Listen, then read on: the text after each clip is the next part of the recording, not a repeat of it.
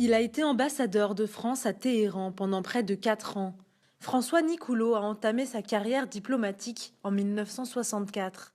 Après avoir travaillé au Chili, en Allemagne, en Hongrie puis en Inde, c'est en Iran qu'il occupe son dernier poste jusqu'en 2005. Auteur de nombreux écrits sur la politique du pays, il considère Rouhani comme un réformateur avec lequel il faut savoir dialoguer.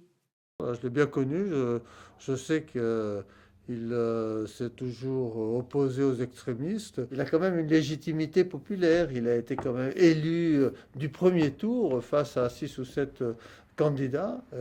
C'est rare de voir dans une élection à 6 ou 7 personnes, de voir quelqu'un l'emporter dès le premier tour. Le programme sur lequel il s'est fait élire est effectivement un programme de réforme et de modération, oui. L'Iran a un bilan effectivement assez lourd, hein, en matière de droits de l'homme, il n'y a absolument aucun doute là-dessus. Et d'ailleurs, à cet égard, il faut bien dire que Rouhani, qui aimerait bien que les choses bougent dans cette matière, là, sur ce terrain-là, il est quand même pas en position de force, disons. Si on essayait d'avoir des relations diplomatiques, économiques, qu'avec des pays vertueux, le cercle quand même se rétrécirait assez vite, hein. Avec ces pays-là, il faut avoir des relations, il faut entretenir le dialogue, mais ça doit être un dialogue un peu exigeant, effectivement, pas forcément publiquement, parce que c'est pas la bonne solution, hein. En 2003, la DST, les services secrets iraniens, arrêtent des centaines de résistants. Des faits qui ont soulevé beaucoup d'interrogations.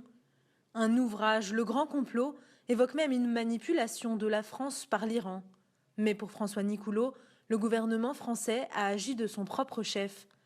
Il remet aussi en cause la parole de son auteur, Yves Bonnet, ancien directeur de la DST.